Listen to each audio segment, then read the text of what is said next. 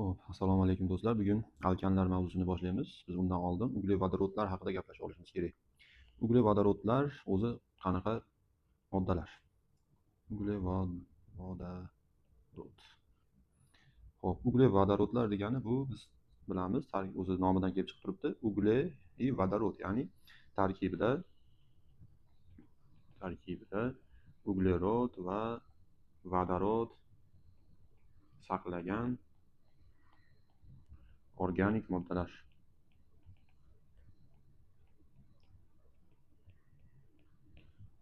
Tarkibida uglerod va vodorod saqlagan organik moddalar bu uglevodorodlar deyiladi. Xo'p, uglevodorodlar ikkiga bo'linadi. Ya'ni qanaqa? To'yingan uglevodorodlar,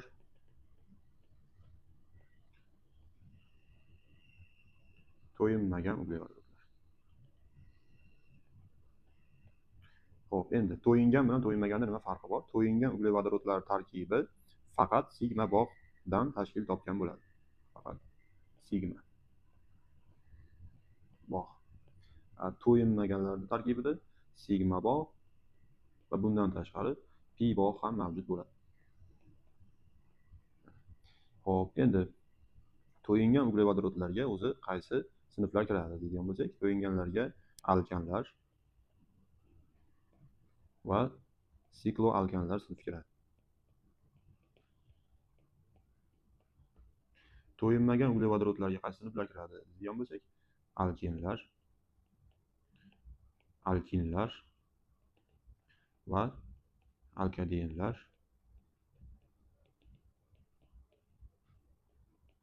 va arenlar kiradi. Arenlarda yana bitta nomi, bu aromatik uglevodorodlar. Xo'p, endi alkanlar bilan sikloalkanlarda farqiga keladigan bo'lsak, alkanlar bu ochiq zanjirli to'yingan uglevodorodlar, sikloalkanlar yopiq zanjirli to'yingan uglevodorodlar. Farqi shunda. Xo'p, alkenlarda o'ziga xos belgisiga keladigan bo'lsak, alkenlarda bitta qo'sh bog' bo'ladi. Alkinlarda o'ziga xos belgisi bu. Alkinlarda bitta 3 bog' bo'ladi. Alkadenlarda keladigan bo'lsak, alkadenlarda ikkita qo'sh bog' bo'ladi. Arenlarga keladigan bo'lsak, arenlarda benzol halqasi saqlangan bo'ladi hammasi.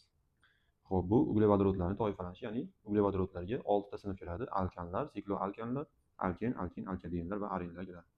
Xo'p, biz bugun sizlar bilan o'rganadigan mavzuyimiz bu alkanlar mavzusi. Alkanlar. Xo'p, alkanlar deb o'zi qanaqa moddalarga aytiladi? Tarkibi faqat sigma bog' orqali bog'langan ochiq zanjirli to'yingan uglevodorodlar.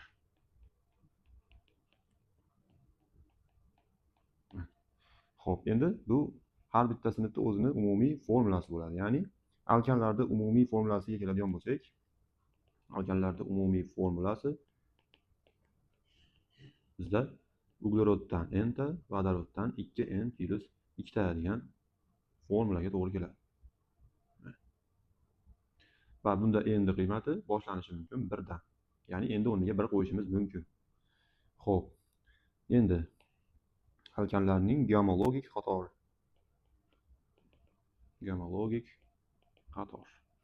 Xo'p, geomologik qator degani o'zi nima degani? Birinchi biz shunga to'xtalib ketamiz. Geomologik qator bu xossalari o'xshash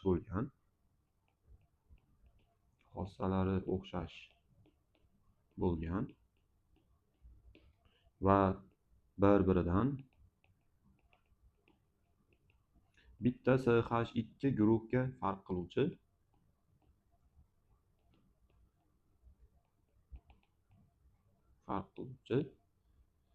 moddalar qatori. O'zi gomolog so'zi ma'nosi o'xshash degan ma'noni anglatadi. O'xshash. Va bularning hammasi, hozir alkanlarning hammasi mana bu formulaga SNH2+2 formulaga to'g'ri keladi, geomologik qator. Xo'p, demak, bu formulaga biz 1 deb qo'yadigan bo'lsak, SH4 degan modda kelib chiqadi. Bu moddamiz nomi metan, bu alkanlarning dastlabki vakili. Agar o'rniga 2 qo'yadigan bo'lsak esa 2H6 ya'ni etan kelib chiqadi. Bu alkanlarda ikkinchi vakili. 3 qo'yadigan bo'lsak esa 3H8 kelib chiqadi. Bu propan alkanlarda uchinchi vakili. 4 qo'yadigan bo'lsak esa 4H10 kelib chiqadi. Bu butan, bu alkanlar to'rtinchi vakili. Va hokazo va hokazo bunaqa qator davom etishi mumkin. 5, 6, 7 va hokazo ketaveradi. Mana shu alkanlarning gamologik qatori. Ko'rayotgan bo'lsalaring hammasi bularni bitta CH2 guruhga farq qiladi. Masalan, metandan etan bitta CH2 guruhga farq qiladi. Etandan propan ham bitta CH2 guruhga, propandan butan ham bitta CH2 guruhga farq qiladi xolos. Demak, shunaqa qatorga biz gamologik qator deymiz va alkanlarning gamologik qatorini yozib chiqdik. Xo'p, endi keyingi o'rganadigan narsamiz bu alkanlarning fizik xossasi. Xo'p, alkanlar fizik xossasida biz nimalarni o'rganishimiz kerak? Xo'p, fizik xossada bu alkanlar o'zi qanaqa agregat holatda bo'ladi? Ularni orasidagi qaynash yo'lanish temperaturasi qanaqa munosabatda bo'ladi? Zichligi qanaqa munosabatda bo'ladi? Biz shularni o'rganib chiqamiz. Xo'p, demak, alkanlarda uglerodi bittaligidan uglerodi to'rttaligigacha agregat holati gaz hisoblanadi. Uglerodi 5 taligidan uglerodi 15 taligigacha agregat holati suyuq moddalar hisoblanadi. Uglerodi 16 taligidan boshlab qolgan hammasi agregat holati qattiq hisoblanadi. Va bularning hammasini mr ortishi bilan, ya'ni mr degani massasi ortishi bilan zichligi, qaynash temperaturasi, suyuqlanish temperaturasi ham ortadi. Bu degani nima degani? Ya'ni metanni qaynash temperaturasidan ko'ra yoki zichligidan ko'ra etanni qaynash temperaturasi, suyuqlanish temperaturasi va zichligi yuqoriroq hisoblanadi. Ya'ni shunaqa narsani tushuntirmoqchi bo'ldik. Xo'p, keyingi o'rganadigan narsamiz bu alkanlarning tabiatda uchrashi. O'zi alkanlar tabiatda qayerlarda uchraydi? Tabiatda uchrashi. Xo'p, demak boshladik. S7H16, ya'ni bu normal geptan degan moddamiz. Normal geptan qarag'ay daraxtida uchraydi. Qarag'ay daraxtida. Xo'p, Ekozan, ya'ni S20H42. Ekozan moddasi petrushka bargida uchraydi. Petrushka bargida. Xo'p, nonakozan, ya'ni S29H60. Nonakozan. Xo'p, bu moddamiz karam bargida uchraydi. Karam bargida. Xo'p, keyingi, ya'ni S27H56, S28H58, S30. Hop. S30H62. Bu moddalarimiz hammasi gullarda mumida uchraydi. Ya'ni geptakozan, oktakozan va triakontanlar. Xo'p, endi metan, ya'ni CH4 ga keladigan bo'lsak, metan moddasi botqoqlikda uchraydi. Botqoqlikda uchraydi. Xo'p, botqoqlikda uchraganligi uchun biz metanni botqoq gazi yoki ruda gazi deb ham atashimiz mumkin. Xo'p, tabiatda uchrashi ham shu, ya'ni normal geptan qarag'ay daraxtida, ekozan bu petrushka bargida, nonakozan karam bargida, xo'p, geptakozan, oktakozan va triakontanlar gullar mumida uchraydi. Metanimiz bo'ladigan bo'lsa botqoqlikda uchraydi. Botqoqlikda uchraganligi uchun buni botqoq gazi deb atashimiz mumkin. Xo'p, keyingi o'rganadigan narsamiz bu radikal. Radikal o'zi nima? Xo'p, biz radikal deb aytishimiz mumkin alkandan bitta yoki bir nechta vodorod chiqib ketishidan hosil bo'lgan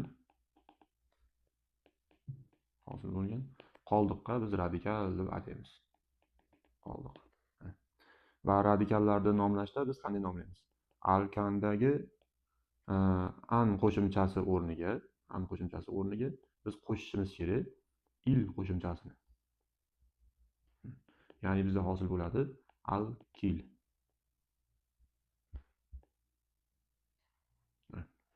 Va radikallarni umumiy holda shunaqa nomlaymiz.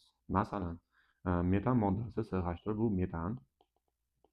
Metandan bitta vodorod chiqib ketadigan bo'lsa, bizda mana bunaqa SH3 degan radikal hosil bo'ladi. Bu radikal nomi metil. Ya'ni metandagi an o'rniga il qo'shib qo'yamiz bo'ldi.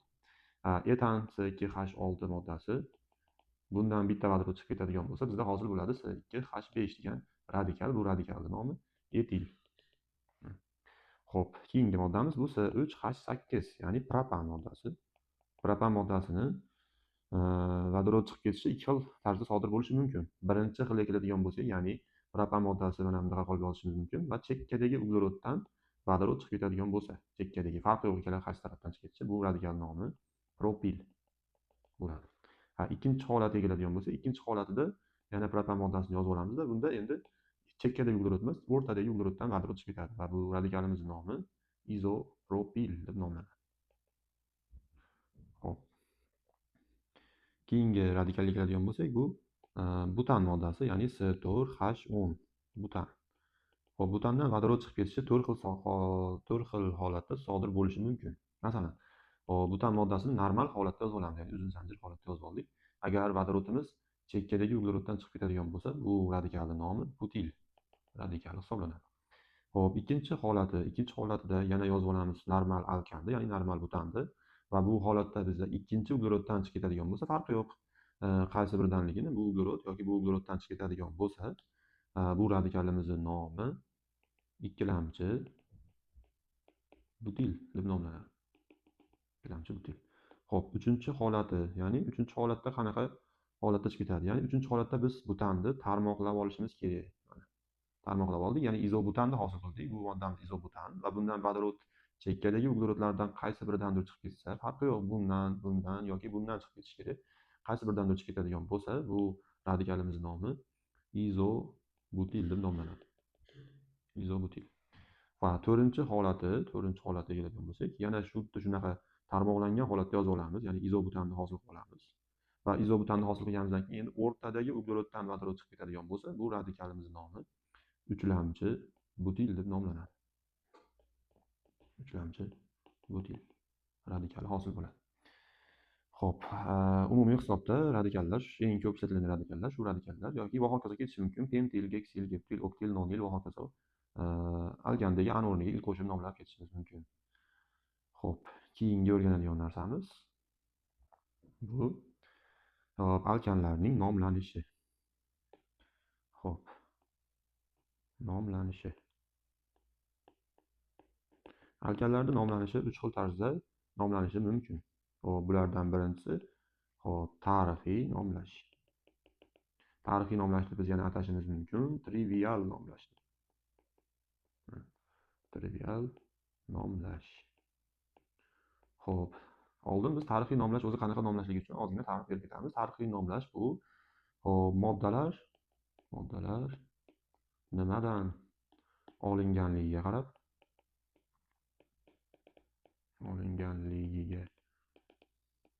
qarab yoki tasodifan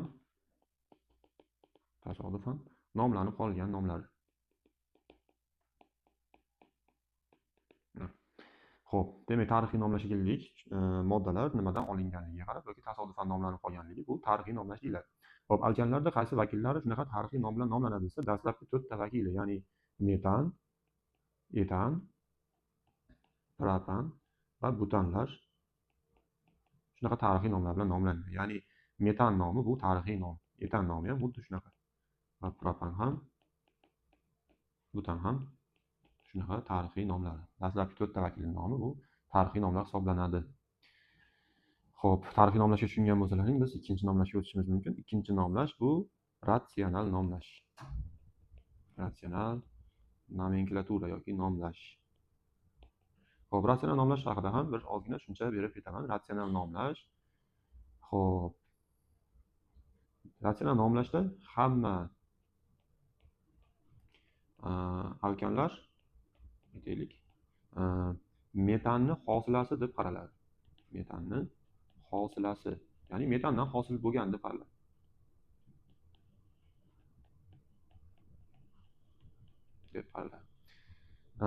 metanni hosilasi qaraladi. O'zi ratsional so'zi ratio so'zidan kelib chiqqan, lotincha so'zidan kelib chiqqan. Aql, idrok. Aql, idrok, fikrlash degan ma'nolarni anglatadi. Fikrlash.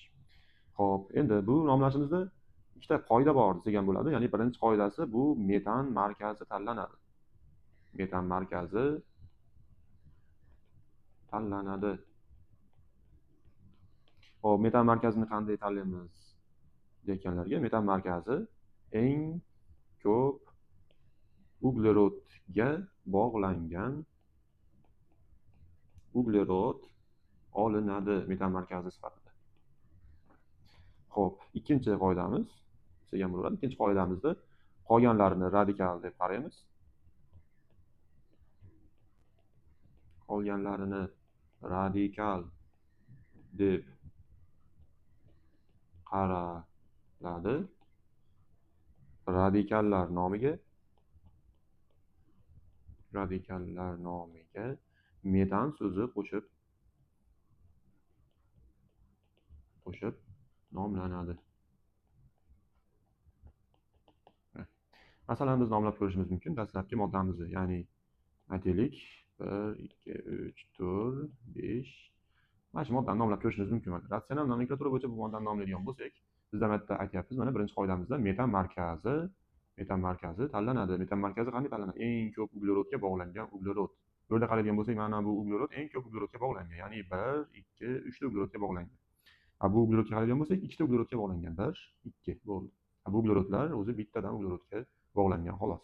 Demak, biz metan markazi qilib, demak, mana bu uglerodni olishimiz kerak. Mana metan markazi deb oldik. Qolganlarini biz radikal deb qaraymiz dedik mana. Bu radikal sifatida qaraladi. Xo'p, endi nomlashda birinchi sodda radikaldan boshlab nomlashimiz kerak. Ya'ni bitta metil radikali turibdi. Bu bitta uglerodli radikalni biz metil deb atadik hozir o'rganganimizda. Demak, dimetil, ya'ni ikkita metil va bitta etil turibdi. O'shuning uchun dimetil, etil va mana bu o'rtadagi uglerodni biz metan deb aytib qo'yishimiz kerak bo'ladi ratsional nomlashda. Xo'p, ikkinchi misolimiz bilan ko'rib chiqishimiz mumkin. 1, 2, 3, 4, 5. Xo'p, mana aytaylik shu moddani nomlashimiz kerak. Hop, birinchi qoidaga kelib yana biz metan markazi tanlab olamiz. Metan markazi tanlashda yana eng ko'p uglerodga bog'langan uglerodni metan markazi deb olinadi. Bu uglerodimiz 4 ta uglerodga bog'langanligi uchun metan markazi sifatida shuni oldik. Hop, qolganlarini biz aytdik radikal sifatida olamiz dedik. Mana bu uchala uglerodimiz bu metil radikali. Mana bu radikal bu propil radikali. Chunki chekkadagi uglerod orqali bog'lanyapti bunga. Xo'p, nomlaydigan bo'lsak, birinchi dastlab kichkina nimalardan boshlashimiz kerak, ya'ni metillardan boshlaymiz. Bu 3 ta metilda aytishdan boshlaymiz. Xo'p, demak 3 soni bizga greksiyada 3 metil va mana bu radikalimizning nomi propil dedik. Demak, propildan bitta turganligi uchun propil va o'rtadagi uglerodimiz mana bu uglerodni biz metan deb atab qo'yishimiz kerak. Metan. Xo'p, demak 3 metil propil metan moddasi ratsional nomlashda mana shu formulaga to'g'ri keladi. Xo'p, ratsional nomlash tushunarli bo'ladigan bo'lsa, keyingi nomlashga o'tishimiz mumkin. Uchinchi xil nomlashimiz bu sistematik nomlash, nomenklatura. Xo'p, sistematik nomlashni biz IUPAC nomlash yoki xalqaro nomlash deb atashimiz mumkin. Nomenklatura. Xo'p, sistematik nomenklatura bizga nimaga kerak? Chunki bizda ratsional va tarixiy nomlar orqali hamma alkanlarni ham nomlay olmaymiz. Shu sababli bizda sistematik nomenklatura o'ylab topilgan. Xo'p, o'zi sistematik nomenklatura bu IUPAC degan so'z qayerdan kelib chiqyapti degan bo'lsak, international, ya'ni inglizchadan kelib chiqqan International Union of Pure and Applied Chemistry so'zidan kelib chiqqan, ya'ni so'zlaridan. Qisqartmasi desak bo'laveradi. Xo'p, bu ham nima degani? Bu o'zbekchaga tarjima qilganimizda sof va amaliy kimyo xalqaro ittifoqi degan ma'noni beradi. Ya'ni shu ittifoq tomonidan sistematik nomenklatura o'ylab topilgan. Xo'p, Endi sistematik nomenklatura sal bo'lsa ham tushungan bo'lsak, endi qaranglar. Sistematik nomlashda ikkita qoidasi bor. Ya'ni sistematik nomlashda ikkita qoida mavjud. Hop, bu qoidalar qaysilar? Birinchi qoidamiz asosiy zanjir tanlash qoidasi. Asosiy zanjir tanlash qoidasi. Ikkinchi qoidamiz raqamlash qoidasi. Raqamlash qoidasi. Hop, sistematik nomlashda shu ikkita qoidani bilsak, nomlashimiz unchalik qiyin bo'lmaydi. Hop, demak bu qoidalarga keladigan bo'lsak, hop, birinchi biz boshlashimiz kerak asosiy zanjir tanlash qoidasi. Ya'ni asosiy zanjir sifatida eng uzun zanjir asosiy deb olinadi. Asosiy deb olinadi. Hop, ikkinchi nimaga keladigan bo'lsak, agar asosiy emas, uzun zanjir bir nechta bo'lsa, tarmoqlangani asosiy deb olinadi.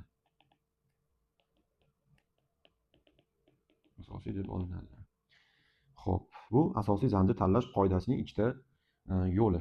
Endi ikkinchi qoidamizga keladigan bo'lsak, ikkinchi qoidamiz bu raqamlash qoidasi.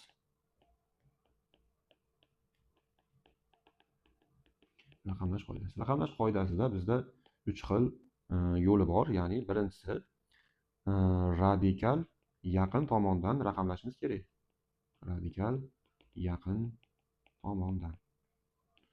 Biz o'rgandik, alkanlar bu ochiq zanjirli uglevodorodlar va zanjirda ikkita uchi bo'ladi. Asosiy zanjir tanlaganimizda shu uchlarini qaysi tarafdan radikal yaqin bo'lsa, o'sha tarafdan raqamlashimiz kerak ekan. Bu birinchi qoidasi.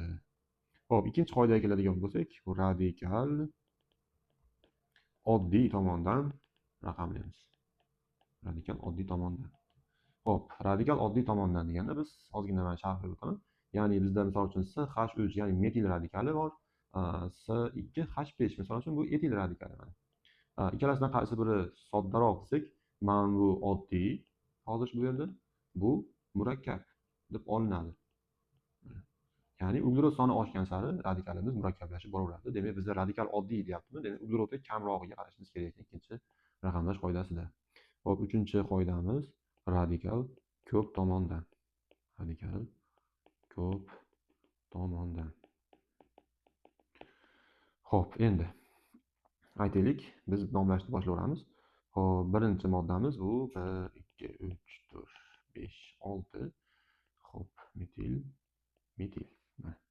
Shu moddamizni biz nomlamoqchimiz sistematik nomenklatura bo'yicha. Birinchi o'rinda biz nima qilishimiz kerak? Ya'ni oldinga qaytamiz. Ya'ni asosiy zanjir tanlashimiz kerak. Asosiy zanjir tanlashimiz uchun biz aytdik, eng uzun zanjir asosiy deb olinadi. Ya'ni banddan boshlayapman. Agar pastga tushadigan bo'lsam, uzun zanjirimiz 4 ta qoladi. Agar to'g'riga o'tadigan bo'lsam, uzun zanjirimiz uzunroq. Endi bu yerga keldik, yana bitta chorraha kelyapti. Chorrahadan pastga tushadigan bo'lsak, bitta qo'shilyapti. To'g'riga o'tsak ham bitta qo'shilyapti. O'shaning uchun bu yerda farqi yo'q. Xohlasak pastga, xohlasak to'g'riga o'tishimiz mumkin. Xo'p, endi uzun zanjir tanlab olganimizdan keyin uzun zanjirdan boshqa hamma qolgan uglerodlarni biz radikal sifatida qarashimiz kerak. Mana bu ikkita uglerodimiz bizda radikal sifatida olinadi. Xo'p, endi ikkinchi o'rinda biz raqamlash qoidasiga qaraymiz. Xo'p, raqamlash qoidasida birinchi qoida radikal yaqin tomondan. Demak, biz qaraydigan bo'lsak, bu tarafdan 1 2 3-chi uglerodda radikal turibdi. Chap tarafdan qaraydigan bo'lsak, 1 2-chi uglerodda radikal turibdi mana. Demak, biz raqamlashimiz yaqin tomondan bo'lganligi uchun biz bu tarafdan raqam qo'yib olamiz. 1 2 3 4 5 6. Ya'ni asosiy zanjirimizda 6 ta uglerod bor ekan. Hop, radikallarni soddasidan boshlab nomlashni boshlaymiz. Ya'ni 2 da va 4 da ikkita metil bor, ya'ni dimetil. Uzun zanjirimizga mos alkanni nomini aytamiz. Geksan. Xo'p, bu sistematik nomlash bo'ldi. Endi ikkinchi moddada ko'rib chiqamiz. 2 3 4 5 6 aytaylik. Hop. Bitta metil bor, bitta Aytaylik, etil bor. Xo'p, bu uglevodorodimizni nomlashimizda ham xuddi oldingi qoidalar, ya'ni asosiy zanjir tanlash qoidasidan boshlaymiz. Bu ugleroddan boshlab bu yerga keldim. Pastga tushsam ham ikkita uglevod qo'shilyapti, to'g'riga o'tsam ham ikkita uglevod qo'shilyapti. O'shaning uchun xohlagan tarafimga yurishimiz mumkin. Asosiy zanjir tanladik. Asosiy zanjirdan qolgan uglevodlarni hammasini biz radikal sifatida olamiz mana. Xo'p, endi raqamlash qoidasiga keldik. Raqamlash qoidasi yana radikal yaqin tomondan, ya'ni birinchi qoidaga qaraydigan bo'lsak, radikal yaqin tomondan deyapti. Xo'p, radikal yaqin tomoni. Bu tarafdan 1, 2, 3-chi uglevodda radikal turibdi. Bu tarafdan ham 1, 2, 3-chi uglevodda radikal turibdi. Demak, bizda birinchi qoidamiz ishlamadi, ya'ni birinchi qoida ishlamadi. Ikkinchi qoidaga o'tamiz. Radikal oddiy tomondan. Radikal oddiy degani, yana men sizlarga o'rgatdim bu yerda.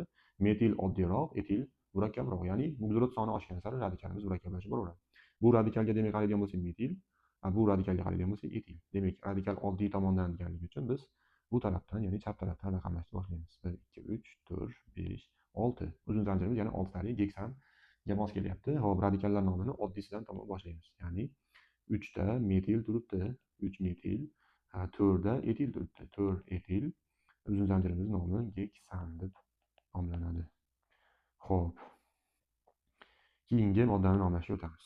1, 2, 3, 4, 5, 6, aytaylik 7.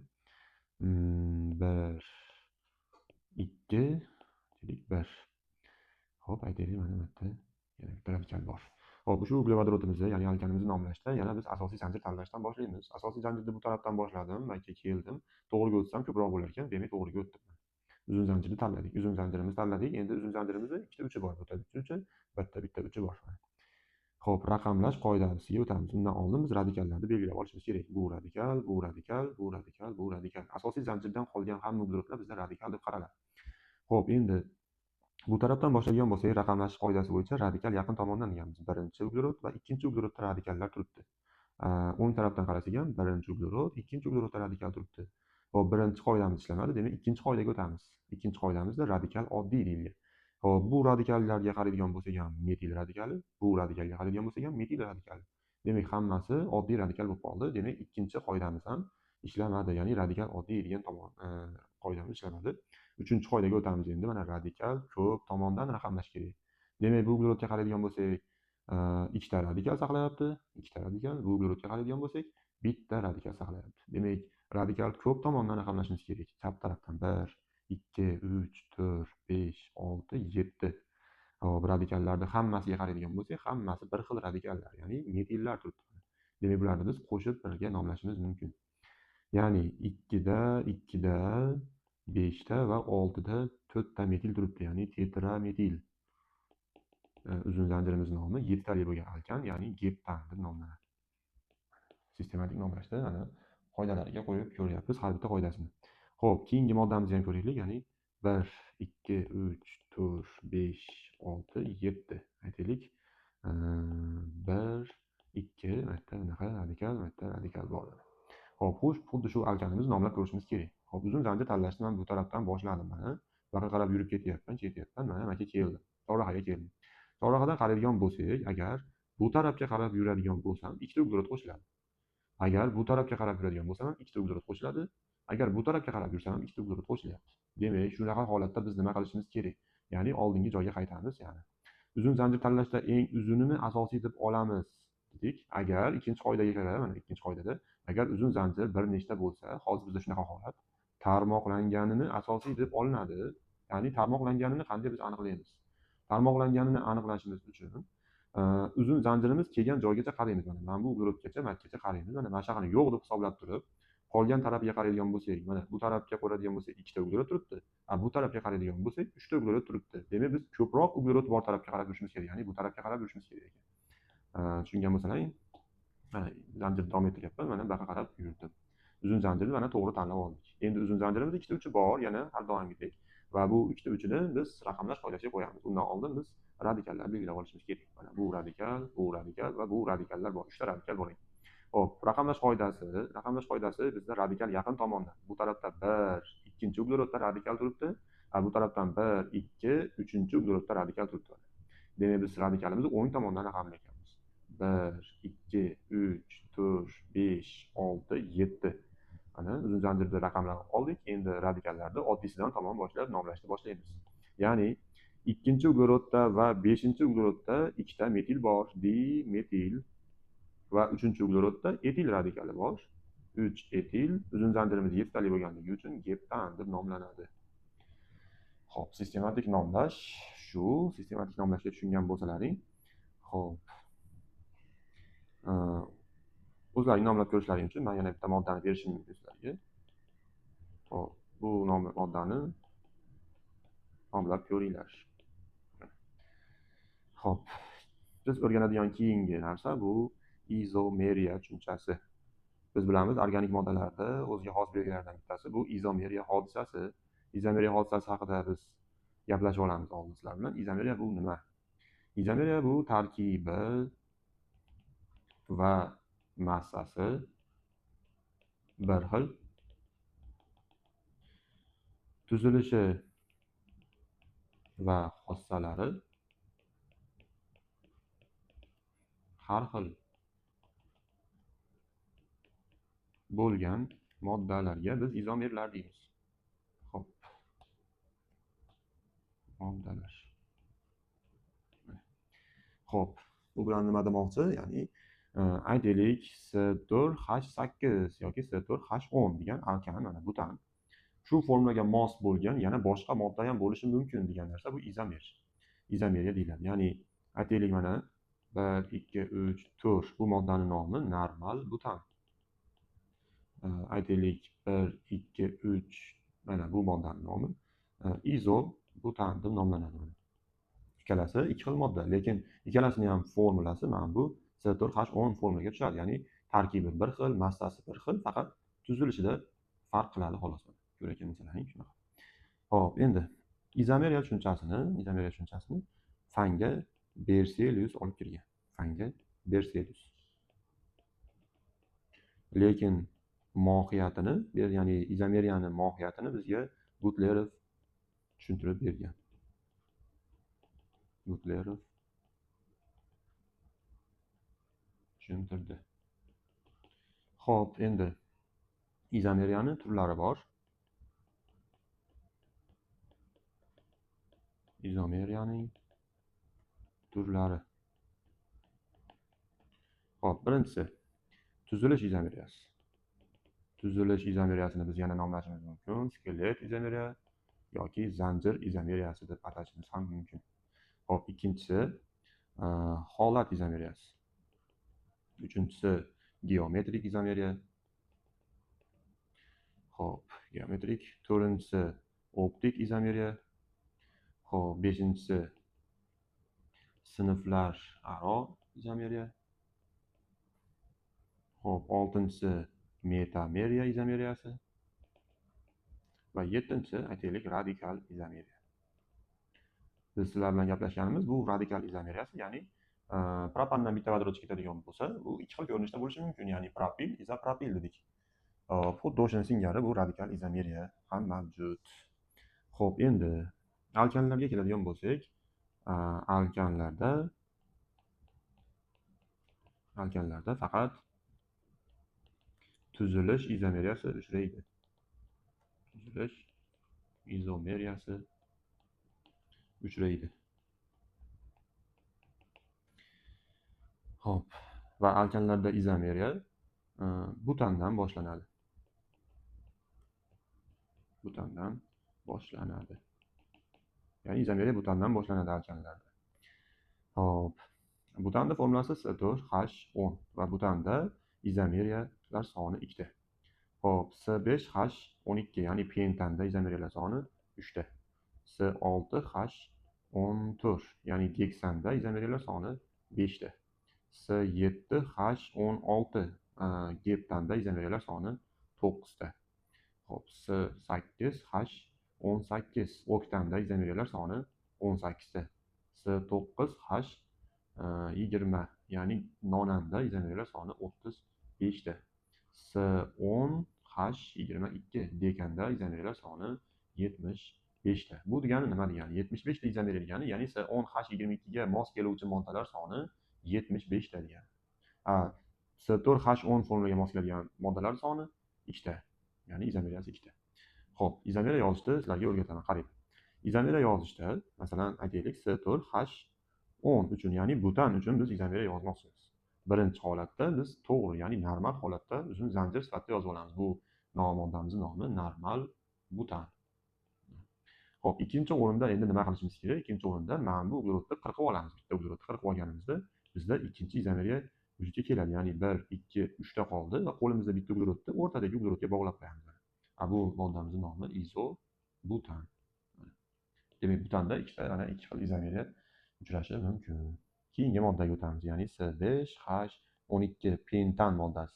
Pentan moddasida 3 ta izomeriya bor, ya'ni mana 1, 2, 3, 4, 5. Bu moddamizning nomi normal pentan deb nomlanadi. Ikkinchi holati endi yana aytib o'tganimdek bitta uglerodni qirqib olamiz va qo'limizda bitta uglерод turadi. Mana 1, 2, 3, 4 ta bitta qirqib olganimizda endi ikkinchi uglerodga qo'yishimiz mumkin. Mana bu moddamizni biz sistematik nomlaydigan bo'lsak, asosiy zanjir bu taraf, mana bu uzun zanjir va raqamlar chap tarafdan, chunki radikalimiz chap tarafga yaqinroq birinchi, ikkinchi uglerodda turibdi. Xo'p, demak, raqamlashimiz 1, 2, 3, 4. Bu moddamizning nomi. Mana bu radikal nomini aytamiz, ya'ni 2 metil uzun zanjirimizga mos ekan bu butan. 2 metil butan deb nomlanadi. Xo'p, uchinchi izomeriyaga keladigan bo'lsak, uchinchi izomeriyada endi yana bitta uglerod qirqib olishimizga to'g'ri keladi.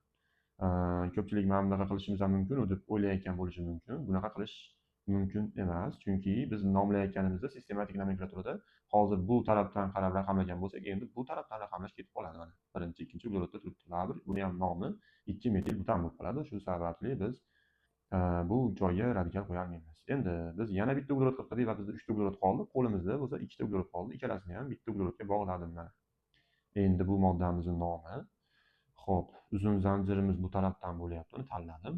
Xo'p, qolganlarini biz radikal deb oldik mana.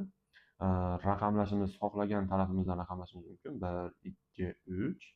Xo'p, demak, bu moddamizning nomi 2,2-dimetil propan deb nomlashimiz mumkin, sistematik nomlash bo'yicha. Yoki biz bu moddani neopentan deb nomlashimiz ham mumkin. Neopentan. Yoki mana bu moddamizni biz izopentan deb nomlashimiz ham mumkin. Xo'p, nimaga? Ya'ni bitta uglerodda bitta metil bo'ladigan bo'lsa, izo deb o'qiladi. Agar bitta uglerodda ikkita metil turgan bo'lsa, bu neo deb o'qiladi. Pardon. Xo'p, izomeriyaga tushungan bo'lsalaring, yozib ko'ringlar. S6H14nikini, ya'ni geksanni izomerlar sonini. Ya'ni bularda izomeriya 5 ta izomeriya chiqadi.